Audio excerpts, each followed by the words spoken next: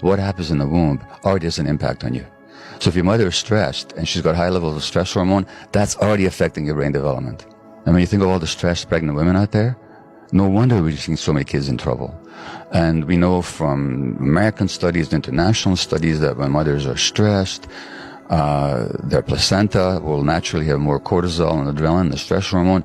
Those kids will be more likely to have stress issues later on, abnormal stress hormone levels even at 1 year of age, behavioral problems, learning problems, and so on. Which tells us a lot as to why adopted kids have so many more problems.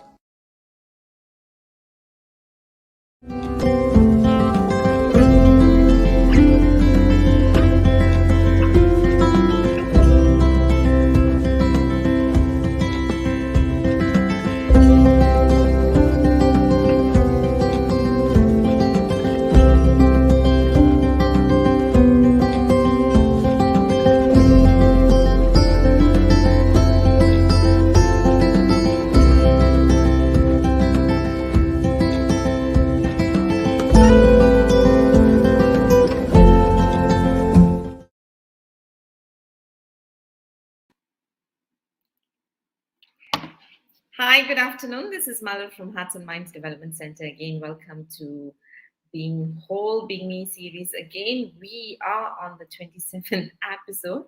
Quite unbelievable. And today we have a very, very important and special guest, Hannah Halim, as you would have seen.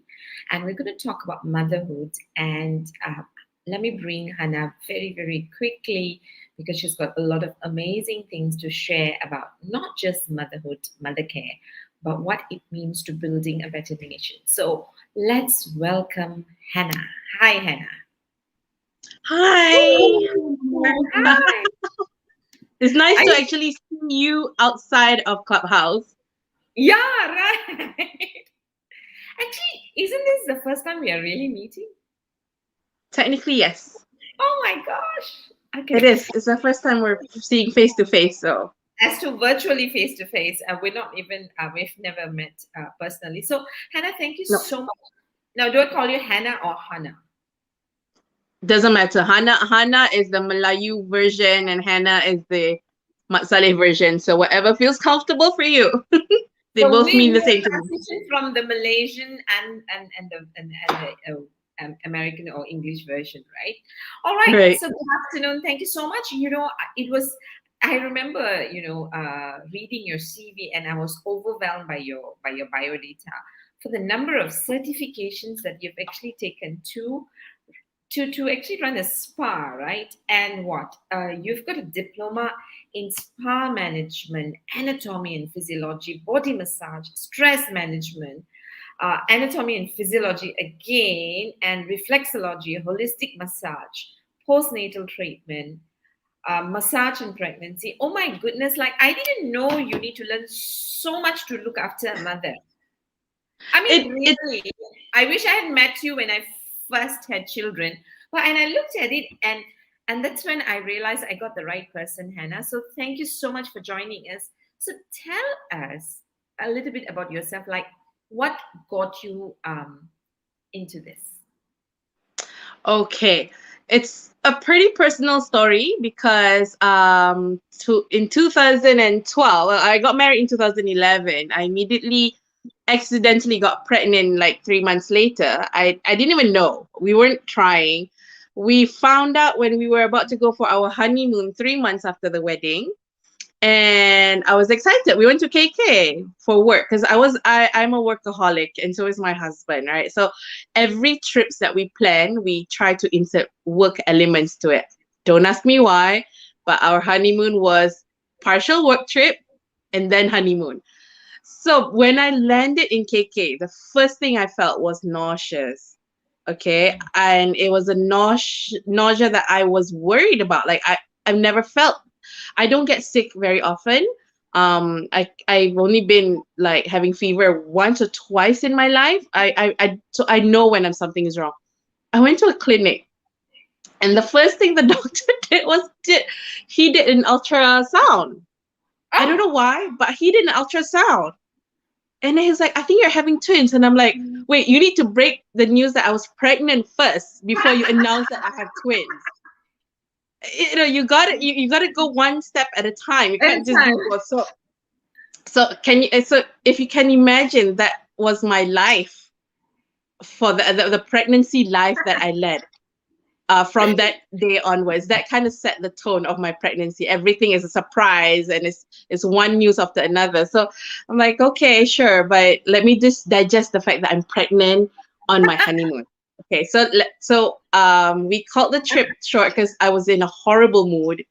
I was like, Right. let's go home early. So we went home early, and then we broke the news to parents. Of course, everybody was happy. And then they're like, twins. So I waited for another 1 or 2 months before I actually properly went and checked whether it was twins. So true enough, it was twins. So you can imagine, first child, it will be the first great grandchildren for my grandparents. Um, like the first of everything, right? So everybody was excited. I was like ecstatic. Everybody was happy around me. Everything was working out, but I did not prepare for my childbirth. So that was a very important um, finding that kind of like drove me to do what I do right now. It really is the unpreparedness, the not knowing what I was getting into. I literally went to the hospital not reading any books, nothing. That was my mistake. But I was excited, right? First child, Right. twin. So I wasn't prepared. I And think you're that's very it's it's crazy. Everything was like a whirlwind. Everything just went whoosh. And suddenly, okay, you have two babies. Congratulations. And I'm like, okay, now what do I do? What do I look for? How do I heal myself, right? right. Nothing. And what sort of birth did you have? I had Normal? normal. Oh, twins and not. My goodness, you Twins have and a normal. whole series of stories to tell, right? One I is do. you didn't go for your honeymoon. You didn't plan to have a children, to have kids here. You're not planning, and then you find yourself going for your honeymoon and finding out you were already pregnant before your real honeymoon. But we won't go into details of that. But and then you are pregnant with twins, and Right. you were excited. But what you're doing is you didn't prepare. I did not prepare for it at all because And I you had underestimated normal birth. pregnancy. Right. I underestimated the pregnancy, to be honest. I Sure. just thought it was a process that everybody would naturally be prepared for, and that you'll be okay, you know. I mean, it was to a certain extent. I mean, your body knows how to adjust, but Mm. in my mind, I'm still that person who just got married and trying to enjoy my honeymoon. But instead of enjoying marriage, I was, it was just a emotional roller coaster. It was high, it was good emotions, but it is still a roller coaster. So, going through that stage, it does take a toll. And imagine, like, the knowing after giving birth, I'm like, oh, now reality hit. So like you have to take care of the kids now. So like the excitement is no longer there. The what is it, that the everybody gushing around you is no longer there. Everybody's like, oh, look at the babies. But it's not about you anymore. It's all about the babies. So that left me a lot with different emotions that I had to process after Wow. giving birth, because the switch went Hana, Hana, Hana, and then, oh, the twin boys, the twin boys, the twin boys. So it's like, if you can get where I'm coming from, that switch between the highlights being you as a pregnant mom and everybody pampering you, giving you whatever you want, the best seat in the house, the best part of the chicken, the first portion of the dish, whatever, you're suddenly number two. Mm. And I think that also had contributed to how I felt, like going towards the verge of a postpartum blues. Luckily, I didn't, because I had a lot of good support around the house, but I can understand now that Um, drop of excitement. so, are you saying that postpartum is about not having attention of the mother? It is part and parcel of it. I think it's also, it also depends on how you started before giving birth. If before giving birth you're used to that kind of attention, and then suddenly you don't have that anymore, were you fixated on that were you driven by that excitement? Was that what defined you as a mother before the pregnancy? Because for some women, I feel when I talk to my friends, right, they enjoy being pregnant because they felt what I felt, that special moment of being pregnant, because you're sacred. Everybody takes care of you. And then now the tension is no longer on you. Of course, there are women who don't face that not to say problem, but that condition. They're okay before and after. They know that it is all about the baby, but it wasn't for my case. So it is. I wouldn't say it is like the sole purpose of postpartum, the sole reason for postpartum depression, but I'm sure it contributes to a majority of it.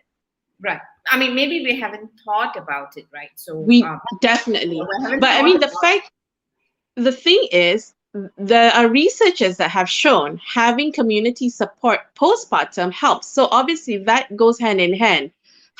Knowing that getting the support from others is what helps you as a mother go through postpartum period to avoid postpartum depression. That kind of indicates that is the mother that also needs help. So when the mother doesn't get help or doesn't get not to say that just so much as attention, but it's really the help and that she needs postpartum, that's when depression actually hits. Okay, so tell us, how did this surprises in your life lead you to the business that you have started? Because you're one of those that I've met on Clubhouse who's not just passionate about healing and motherhood, right? But I realize that you bring in a lot of science into what you're doing, which is what it really excites me, because I think we now understand why we need to do certain things in a particular way, right? So let's look at, so you had the surprises. So by the way, Hannah, how many kids do you have? I have 4 boisterous boys. 4 boys. The twins who gave you a surprise? Yes. The second one was a pleasant, unplanned surprise. Okay. I wasn't planning it, so it was something like, I didn't mind. It's like I didn't mind having a second child. What's the worst that can happen after you've had twins, right? It's okay. The thing is, I grew up in a small family. My parents only have myself and my brother, so I'm not used to a huge family. So the idea of having more than 2 children were also foreign for my parents. Okay. So like I think they accidentally confessed to my husband and said, oh, I thought you guys would stop at 2. So like, but here we are. We didn't even plan for how many kids. We're really an example of failed planned parenthood. We did not plan at all. So okay. we're like, you have three boys then. I have 4 boys. I had three. Yeah, I had 3. Okay, so tell me, first one was pre-honeymoon. Twins. You didn't plan. And then you had another one, even though you didn't plan, you say it's a pleasant surprise. Now tell me about the 4th one. And the 4th one, I felt guilty. This one is a problematic child. So I started researching about the linkage between a mother's emotional state of being, which is what we saw in the video. I wasn't stressed, but the stress on the fact that how is the society going to accept me having a 4th child? At that time, I wasn't, like I said, like, we're not used to having many children, so I wasn't ready. I wasn't equipped with the right skills to manage so many children, and I was actually worried about how people around me would perceive. To a point, I actually hid the news for about 4 months or 5 months. I only announced it on the 4th month. And what were you afraid about, Hannah, about announcing your arrival? To be honest, Mala, I don't know why. Until today, I'm still I would like to find out why. I mean, I'm pretty sure if I sat down and I worked through it out with you, I'm sure I could find us like an answer to it. But I don't know why, but I hid that news and I felt guilty. So of course, that guilt kind of passed. Like, this last child is the only problematic child I have. He's very short tempered, very clingy, attached, and I never wanted him to feel he was unwanted, so I shower him with extra affection.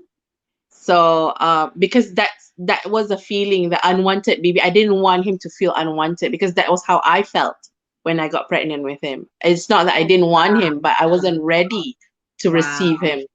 Wow. Yeah. So thank you, because I think that's very, very, very personal for you to actually share it with us. And because I've heard of these stories in the past where, they have grown up children, or they feel they're too old to have kids, or they have grown up kids, so, yeah.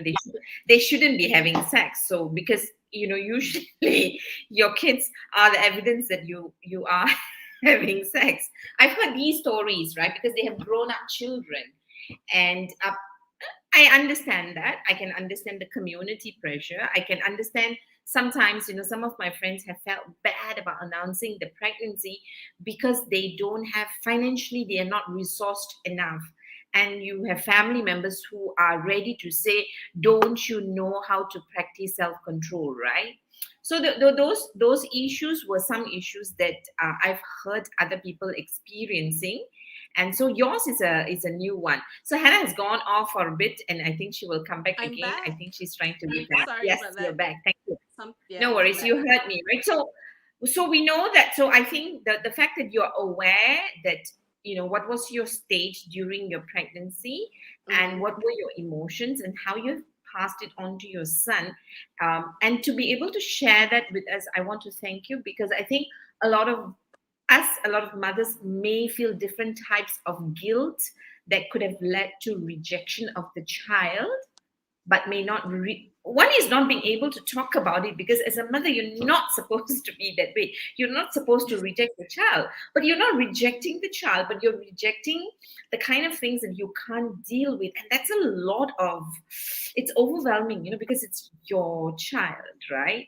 And you're aware of it, which is fantastic. You're able to talk about it. And not only that, I think, Hannah, I think, perhaps tell your fourth son that he's a gift for us, because you are now going to be able to empathize and heal a lot of women who might be feeling that way too. It Right? is guilt because I did get married late. I had that child only 4 years ago, and I was 35, 36. And I know society feels like that's a bit too late already to also have children. I know, like, biologically, like, you can give birth even beyond 40, but society wise, it's like, isn't it a bit late for you to have Yeah. a baby? So yeah, it was that. But Thank you. Thank you.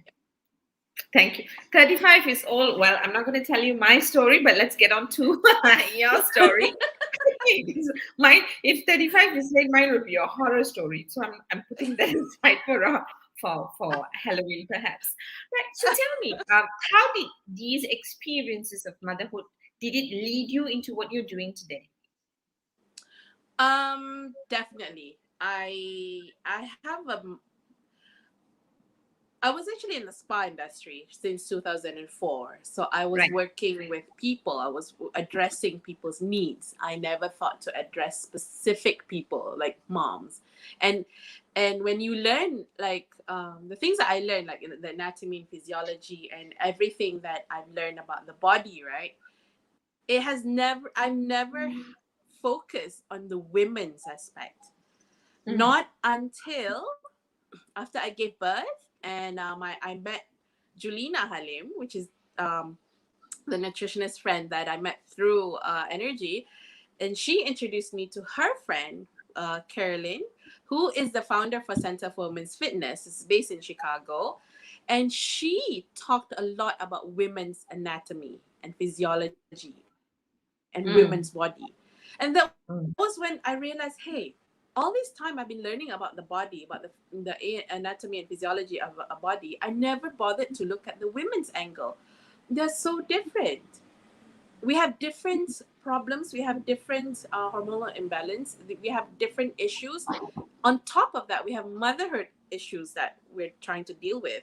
And so that was where I actually learned a lot about women. And that was what developed my direction for the work that I do. So I moved from spa towards women-centric health.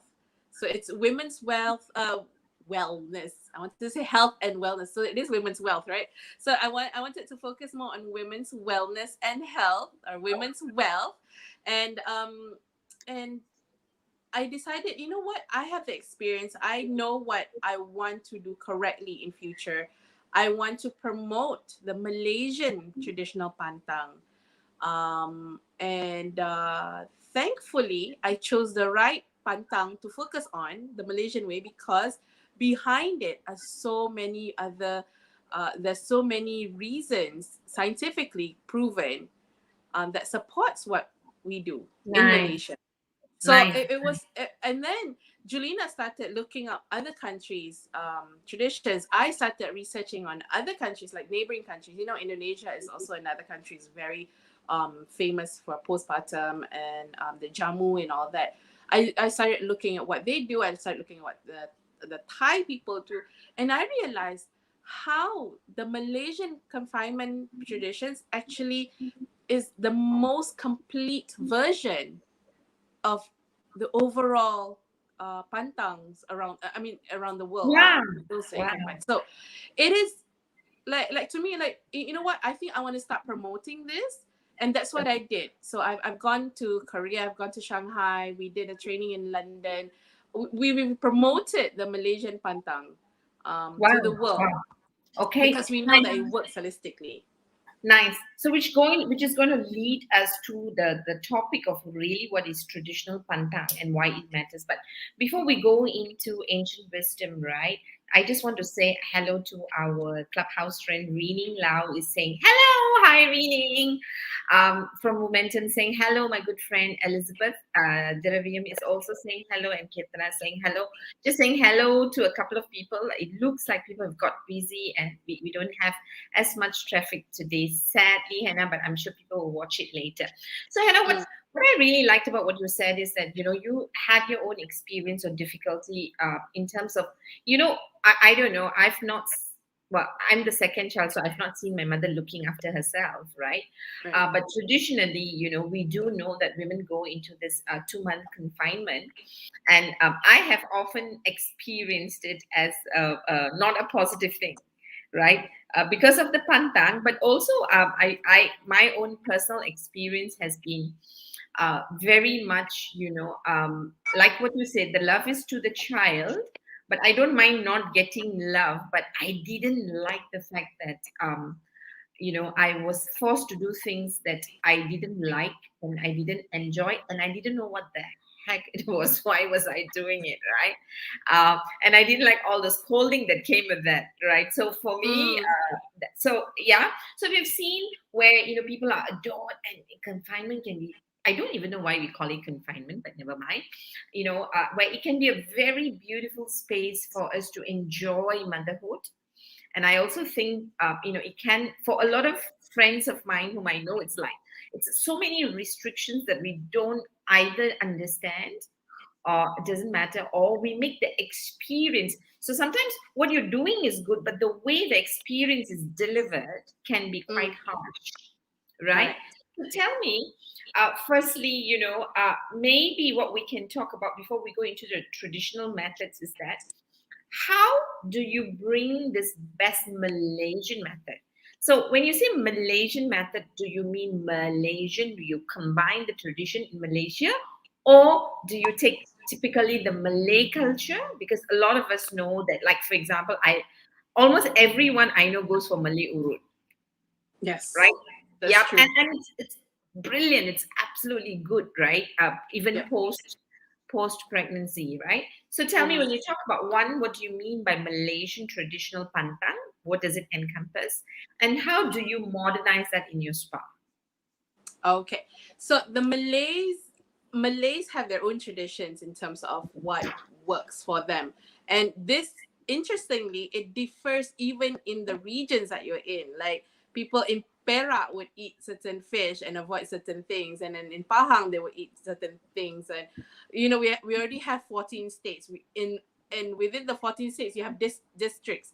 So at the end of the day, it is really working with what you can find within your area. So somebody who's living near the sea would obviously eat more sea fish versus somebody who's out in the Midland will probably look for food that is available to them Nice. at where they are.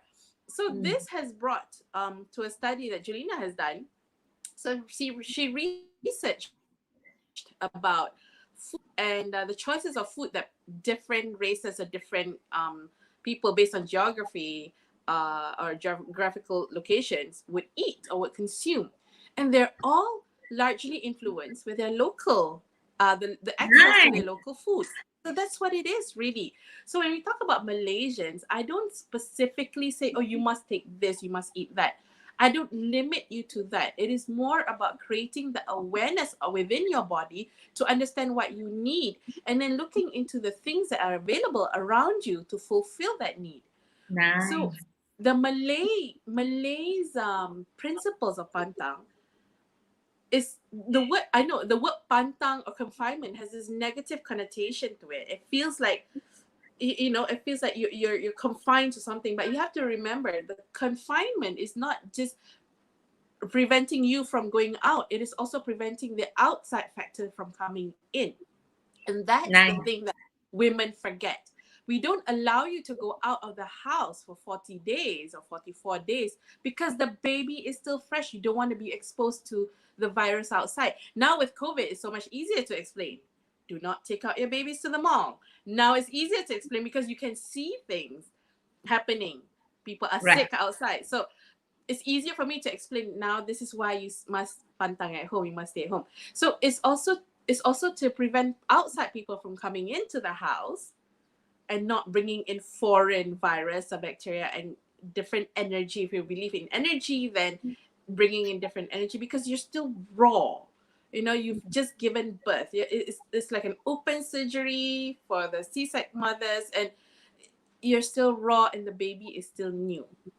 So you also have to remember the confinement doesn't just work one way. It's not just to confine or limit you to what's inside, but it's also to prevent things from coming in. And Nice. things from coming in, it also works with food.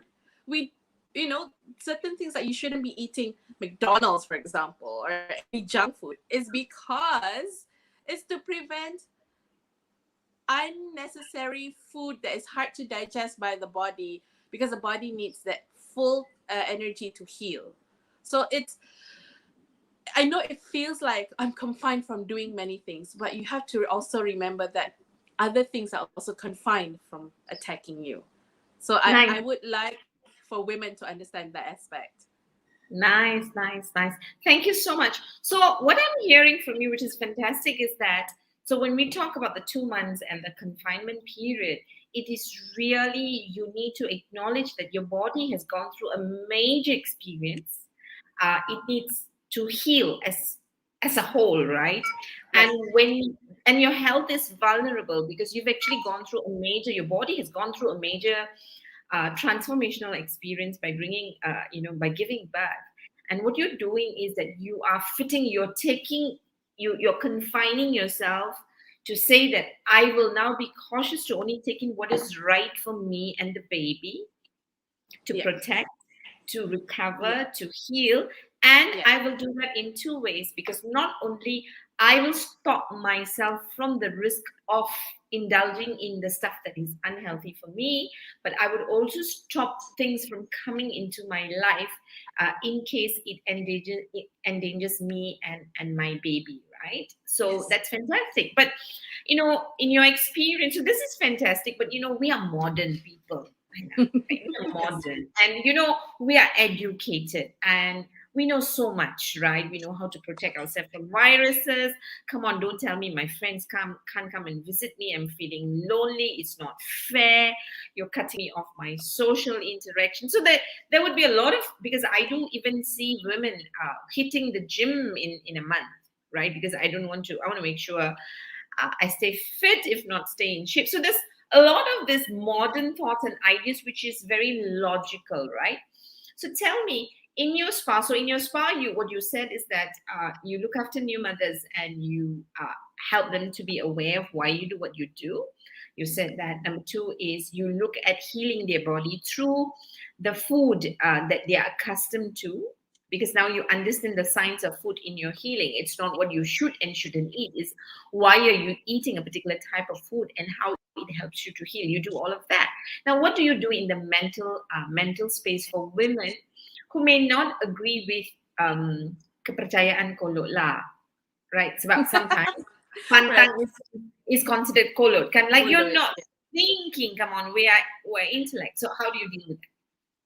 I would ask them individually, like individual questions, like what is it that you don't agree with? Let's say, oh, we're not allowed to take ice. Then I'll just pull up research on how ice affects the immunity of the body, and then that's it. How does ice affect the immunity of the body? Tell us now. I have to get Julina to explain more on that, because that is something that I've like asked her, like, why are we not allowed to take ice, and then why do we avoid cold water, and why do we only have to drink hot soup? Because she says there has already been research on how hot food actually impacts the healing of the body, and that is so true, because those are the three principles of Malaysian pantang: heat, herbs, and having the massage. So there are three things that we pay attention to: the herbs that you use, the heat that you introduce to the body, and of course, heat is generally it helps with the circulation. And once you circulate the blood, that means blood is able to now travel around the body to fix whatever is fixing. So it is the heat in general is to increase circulation, right? So already your body has depleted with blood. You've lost a lot of blood during your childbirth. You should be focusing on bringing in more blood to increase the blood volume in your body. Number one. And then after that, only you go for the body massage, which increases the circulation. So you introduce heat, you introduce massage for that circulation, so that healing process can actually start to happen. And the process behind it. So, and then if they say, oh, they say to wear the binder, I cannot wear the bekul the whole day, like I need to wear, like, right, well, then we'll look at it at the physiology aspect. Your body has expanded, it now needs to come back. You broke a leg, you wear a cast. Your torso is already broken. So can you just not treat the binder as a cast? It's a much easier cast to wear compared to the cement cast, where it's very rigid, you cannot move, But this binder, you can actually move, you can breathe in it, you can exercise in it. We actually created an exercise using the binder. So it is a very flexible thing, and you get to take it off during your shower. So, I will then proceed to explain what is it that they don't believe in, and I use science behind it. Nice. And that's the thing that our mothers and grandmothers couldn't explain. They weren't able to explain. Sure. We'll come back to the binder, because I'm interested in the binder. I'm interested, right?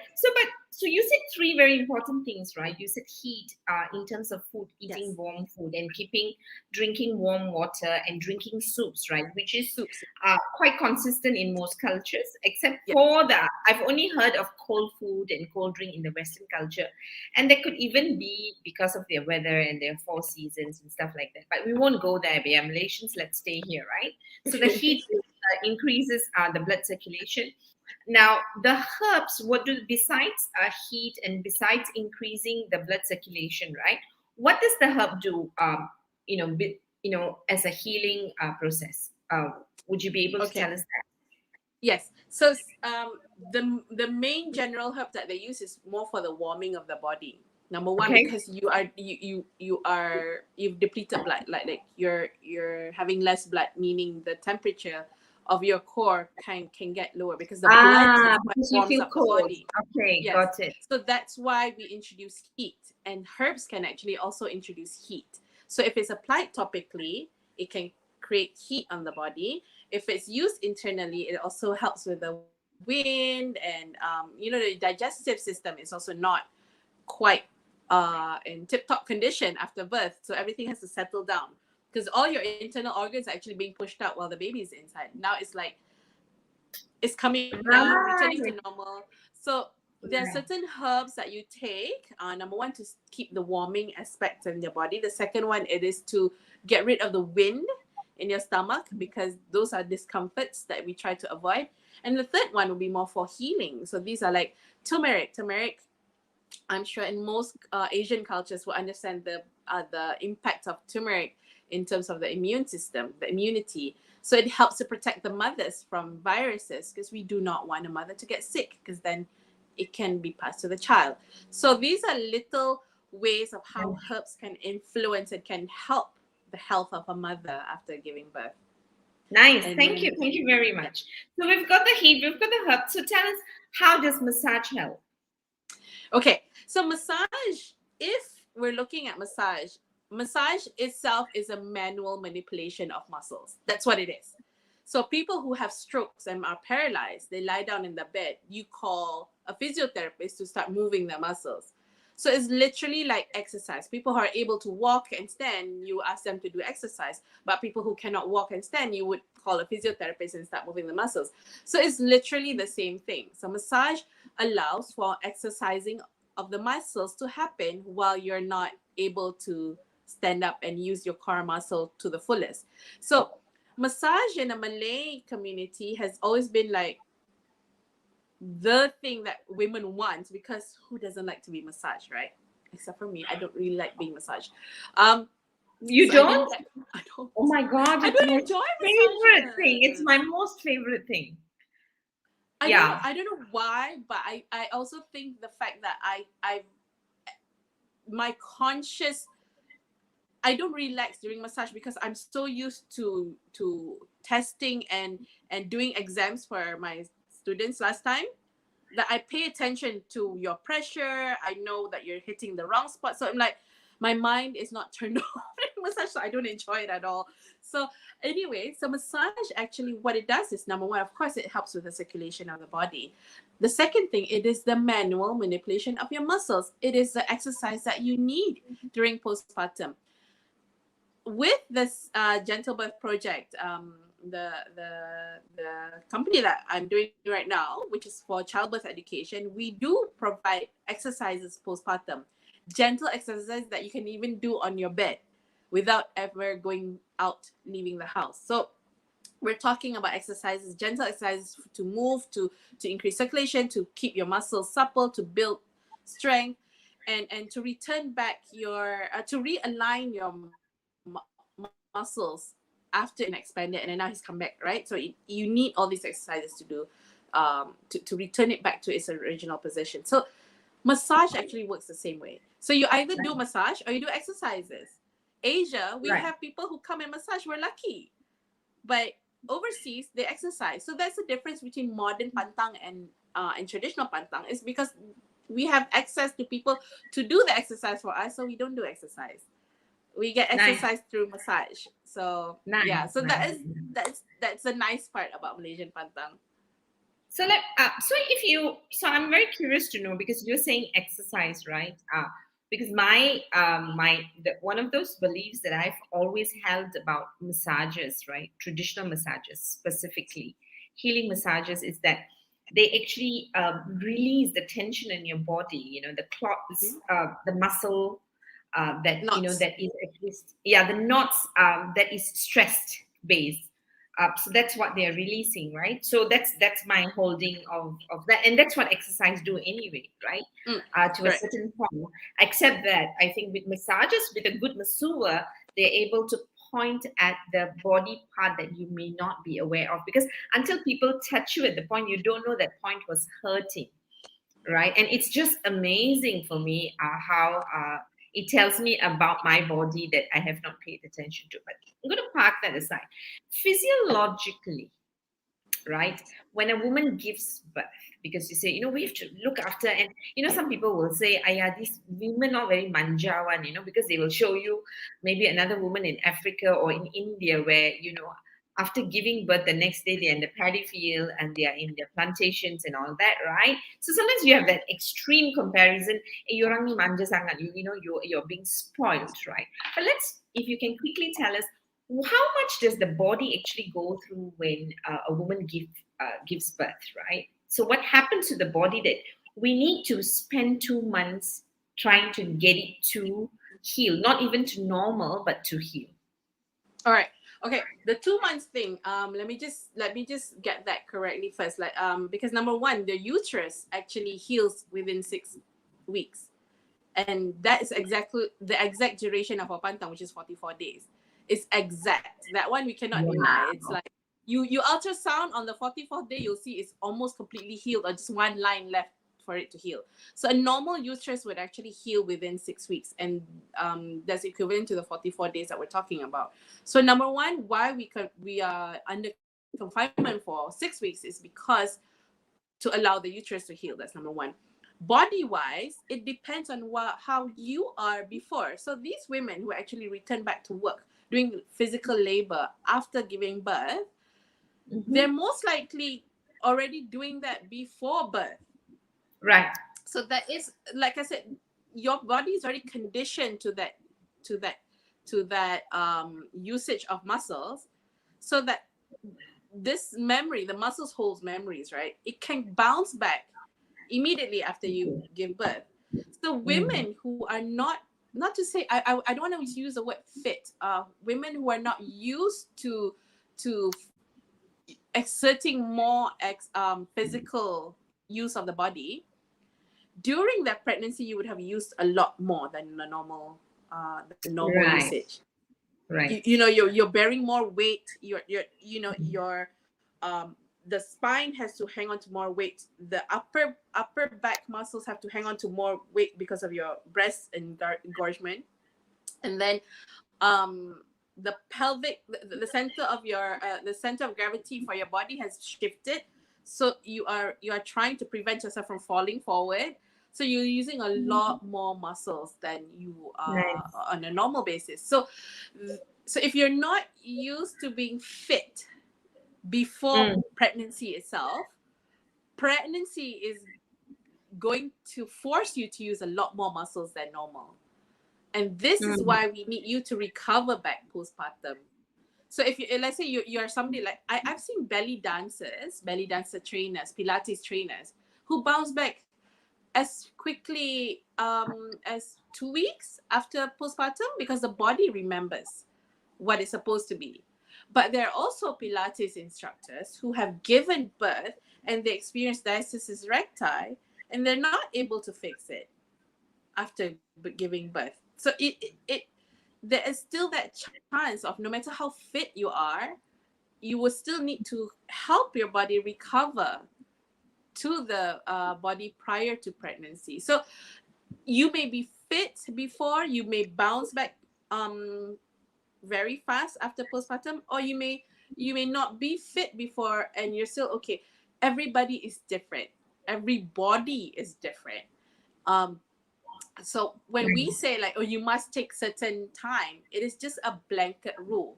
So this is why when I advocate about confinement, I don't advocate about what you're supposed to do and what you're not supposed to do. I advocate on things that you should be looking out for, which indicates that you may have a problem in certain areas and how you can fix it.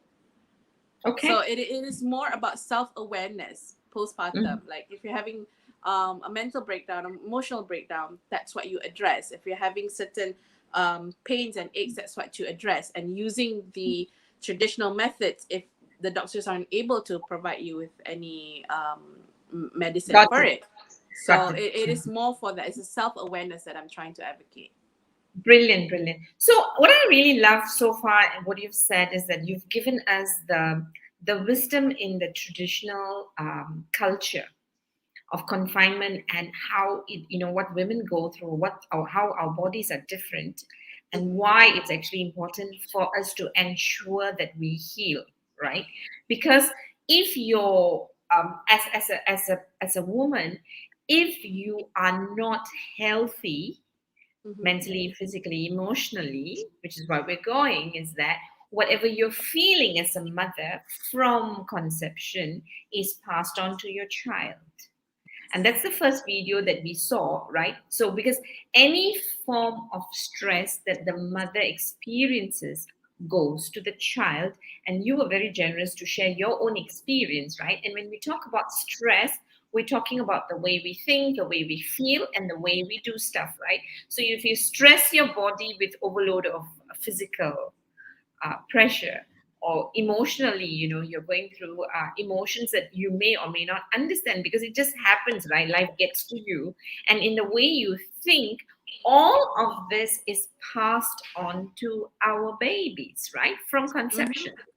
And one of the latest research that I read, which was for me heartbreaking, from Bruce Perry, who wrote a book with Oprah, was that he said he found he was dealing with underprivileged children, and what he realized was that the first 2 months upon birth, that's where the brain neurons are actually forming, right? And he says that in this first 2 months, you almost have an imprint, right? And they found that if stress gets to the babies in these 2 months, that means if the mother is stressed, she will pass the stress to the baby. Correct. Their whole learning abilities are limited. And that was scary and sad for me, because we don't usually pay attention to that. We don't usually think that we are passing more than our DNA Nutrition. to our children. Yes. Yeah. Correct. But we're doing more than that to the children, right? So let's talk about, what have you seen? So when you are nurturing and looking after new mothers, right, what kind of stresses do you see modern mothers experiencing? Now, I'm assuming those who come to confinement to a space like your spa are modern mothers, number one. Working Okay. mothers. Working mothers, right? Working, because you either don't have family support because you're too far away, or you can't go back because you have a first child, and stuff like that. So that's what I mean by modern, and usually working, right? And so tell me, what kind of stresses do you see mothers going through nowadays when they come to your center? Space. That's why our place is called Haven, because they literally feel like they finally get that me time that they really need. Now, this is why I've always promoted, because I in through Gentle Birth Project, I actually promote self pantang, which is I provide the kit and I teach you on how to do it on yourself, because there's a reason why I ask you to do pantang on your own, meaning the tungku and the traditions, the treatments onto yourself, because this is the only time where you get to lock the door, nobody comes to you, and your reason is, I need to do my tungku, or I need to do my tangas, or whatever. You just need that space. And most of these mothers who come to our spa, that's what they want. I just want space from the house. I don't want to be talking to my mother or mother-in-law. I want to get away from my husband for a while. I just want to, and then some will feel guilty about admitting that they want to get away from the baby. But I think I keep reassuring them there's no guilt from getting away from your baby. Like I keep seeing mothers who are very attached to their babies, right? Like to the point where you're coming in for a 1 hour massage. You can afford to leave the baby alone for 1 hour. He's not gonna die. So these are reassurances that we actually. It's interesting, because I'm a mother who I can leave my baby for like a week if I need to. I don't have that emotional attachment where I'm afraid of what's going to happen to the baby. But these moms bring their babies to the spa, and we actually prepare a room for the husbands to wait in, and the baby will still be in the room with the husband, so that the mother can have a peace of mind getting a massage inside the room, but knowing that if the baby needs anything, she can quickly bring the baby in.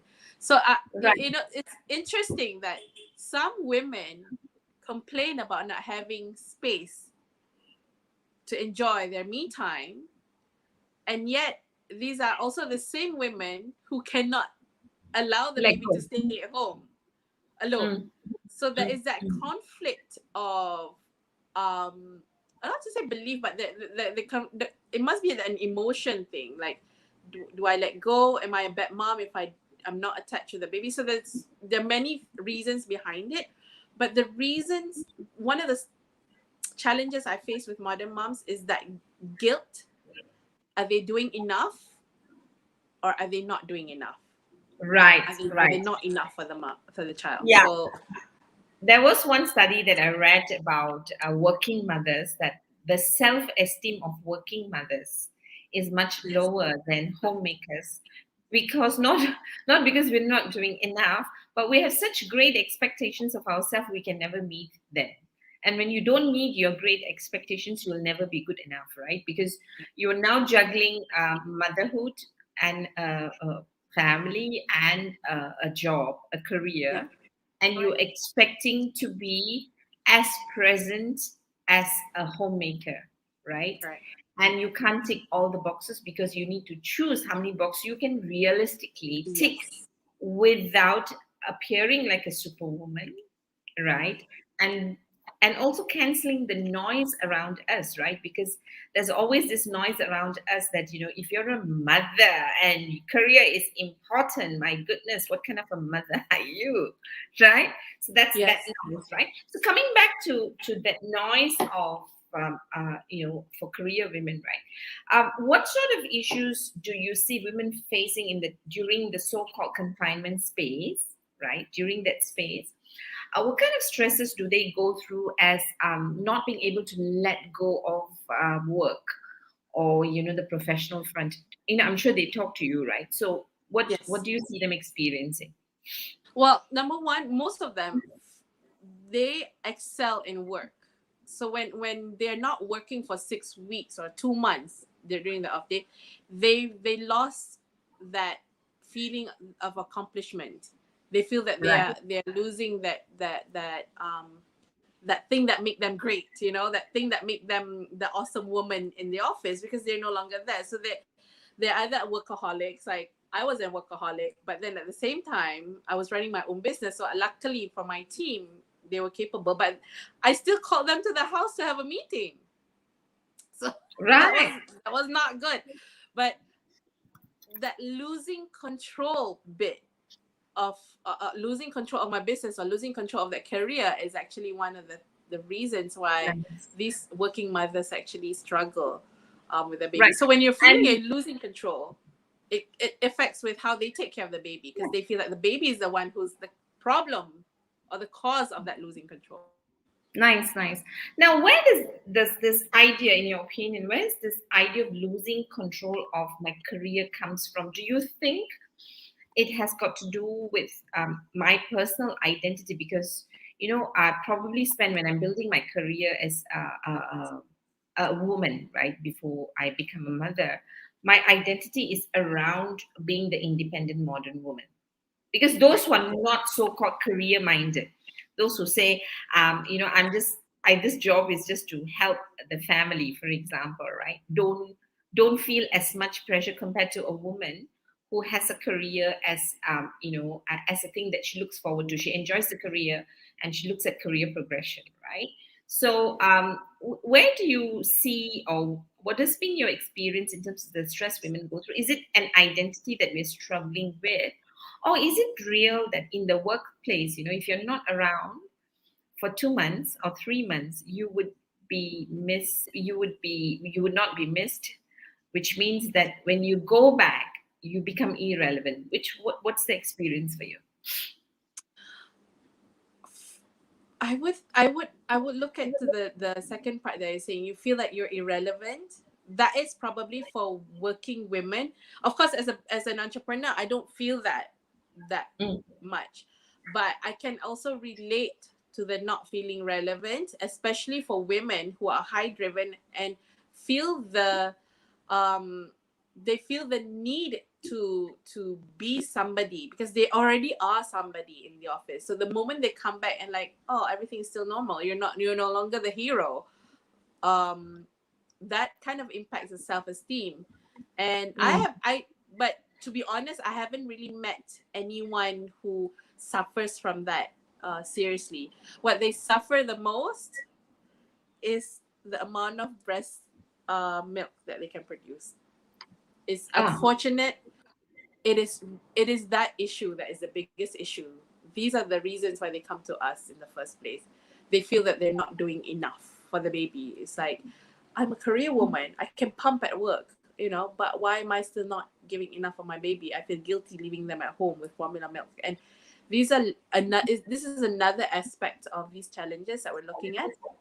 And it is worse for these women because these are the informed women. These women join groups, they read books, they attend forums, tutorials on how to increase breast milk.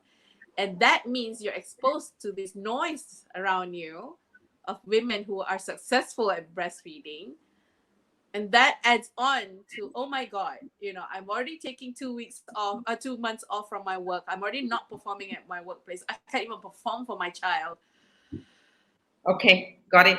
So, so what we're doing is that we're putting more pressure on ourselves, and that's really what we need to shift, because if you put so much of unrealistic expectation, it increases your pressure as a woman first, as the mother next, and that you pass it on to your child, and passing on all of these emotional stresses to your child actually impacts the child's well-being for the rest of his or her life, which is why a space like yours is very important, because you are helping mothers to recuperate, heal, and come back again. But what you're also doing, I think, which is fantastic, is creating the awareness for women to say, I need to love myself, I need to look after myself, and I also need to be realistic for all of this to work.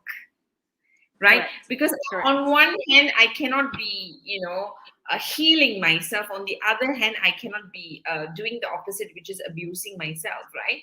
On one hand, I cannot say, I'm going to be at, I want to breastfeed my child, so I'm going to do my best.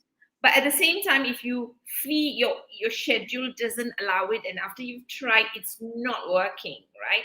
Or sometimes you just don't produce the milk because, your body is not producing the milk, right? After you've done all of that, you don't abuse yourself by saying, I'm not a good mother, which I find women falling into, right, all the time. The smallest thing that goes wrong, the first thing we say is, I'm not a good mother, and that's enough to kill you in terms of stress, right? So what can we do?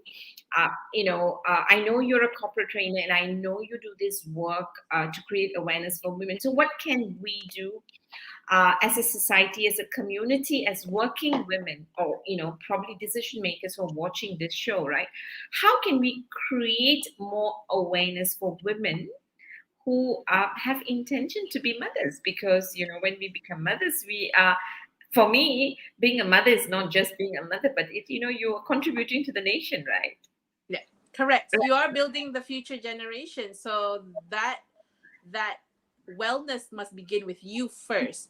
And Exactly. and then the second will be the people around. So if I were to do a childbirth education program, it would target to 3 different categories of people. Number 1, of course, is the mother, it's the woman itself. The second one would be the family within the women, so the husbands especially. We're in a world where husband and wife works, right? Before this, if you're talking about those people who live in the kampong or outskirts, maybe the husbands work, the woman stays at home. Or even if the woman works, it's really just around housework. So there is always that support of other women, because the women are free to come and visit each other. The mother-in-law or the mother is around to help. Like my mom had to take leave for 2 weeks to take care of me when I gave birth. So that shows the difference in her generation with my generation. Her generation, my grandmother was at home 24/7. So she had like the support. But now we need the other support. And the only person who's with us 24/7 is probably the husband. And maybe the maid, if you have a maid, or the helper at home. But that's probably it. So I would talk, and these different parties play different roles in the supporting role for the mother and the baby.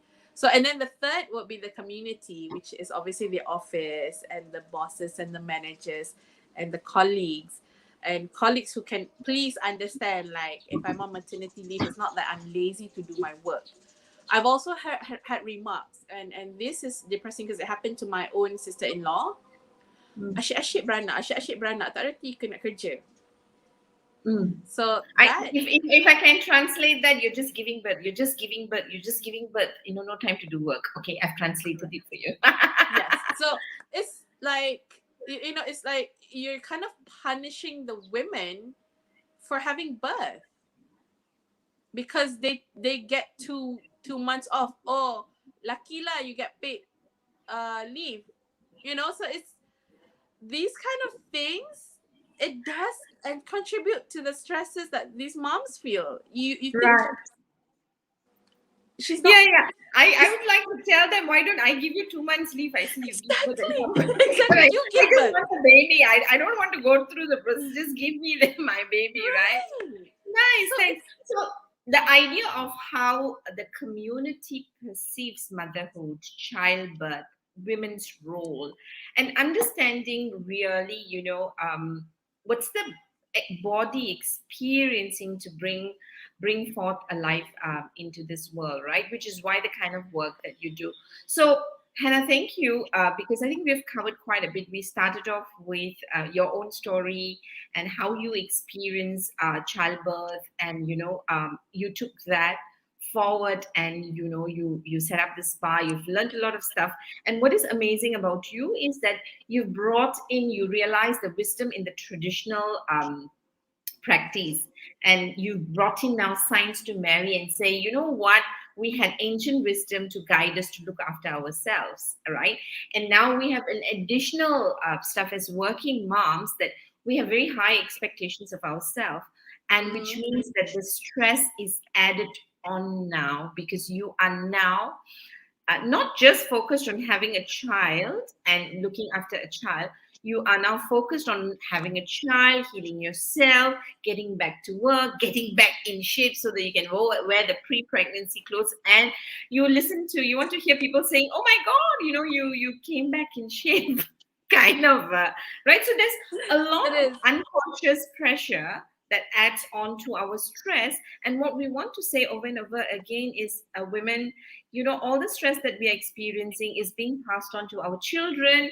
And when our children act up, whether with limitation in their development, like personal growth and development, that's going to haunt us for the rest of our lives. So please look after yourself.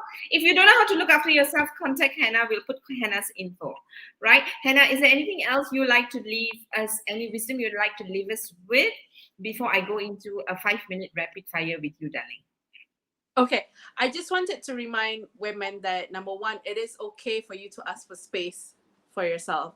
And if people around you do not understand that, then you're gonna have to find a way to either manipulate your way of getting that space. So how I manipulated my way was like, I need to do tungku on my own because nobody else is here. So I need like 30 minutes.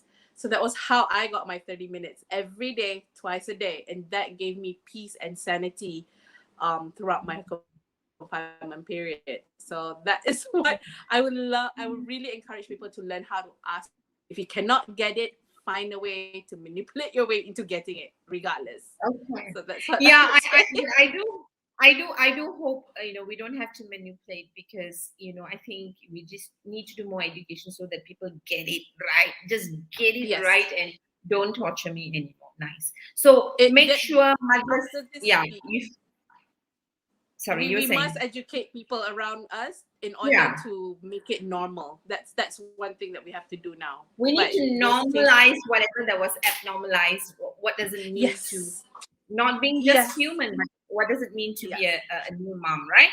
Okay, fantastic. And also, please remember to connect with Hannah, and where she provides space for your healing mentally, emotionally, physically, and I'm sure spiritually too. So Hannah, thank you very much.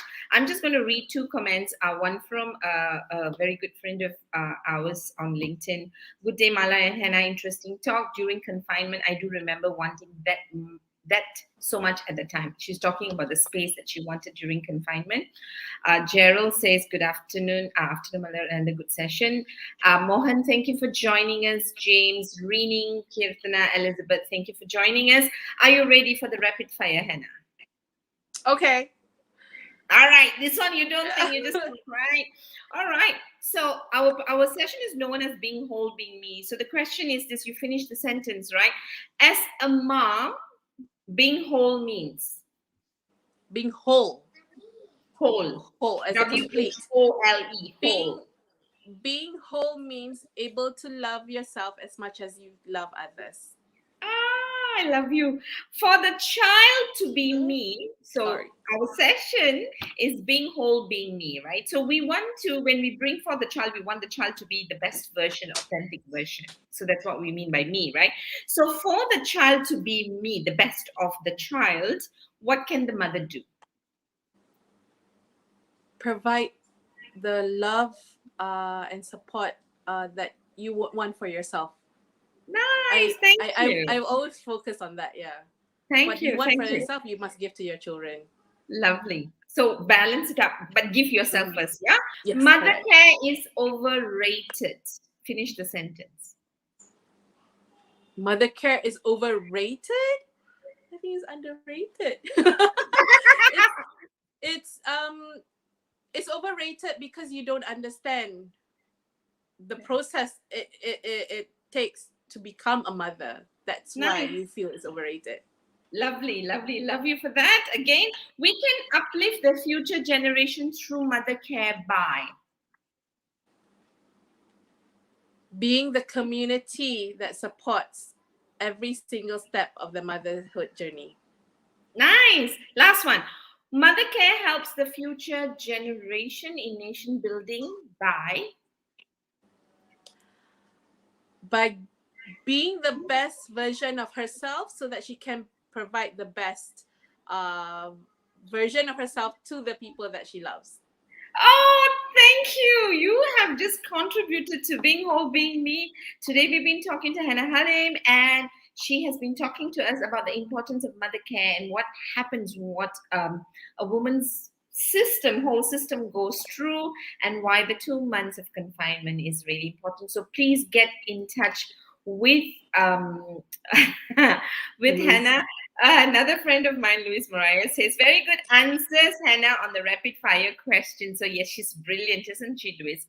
So thank you so much for being so congruent, for doing this for the mothers in Malaysia, and for spreading the Malaysian fame to other parts of the world, because we have the wisdom. So Hannah here is wishing you all the best in looking after the mothers of the nation. Have a great weekend ahead. And if I may wish you as a Malaysian, happy Deepawali.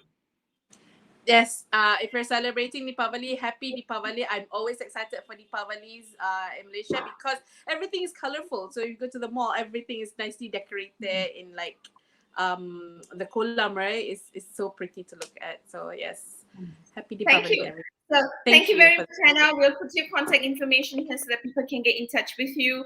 I hope, if there are corporate people looking at this, please contact Hannah, because this can be a great support for women, working women who are preparing to be mothers, and this would be great support for all of them. So Hannah, thank you very much. Have a brilliant week, and I see you in Clubhouse again. Bye. See you soon. Bye. Bye. All right, that was Hannah Halim. And, just before I sign off, I want to just thank our normal supporters who've actually come in and, put in your comments. I hope you enjoyed it. And, we want to spread the news. So if you know people who are new mothers who are struggling with motherhood, please share this video with them so that, we can be better prepped to be, loving mothers, first love ourselves and look after ourselves, and our kids will turn out well. With that, this is Malhar from Hearts&Minds Development Center signing off until I see you next week at 12 with another exciting guest. But between now and next week, have a beautiful celebration of life and light. Happy Deepawali.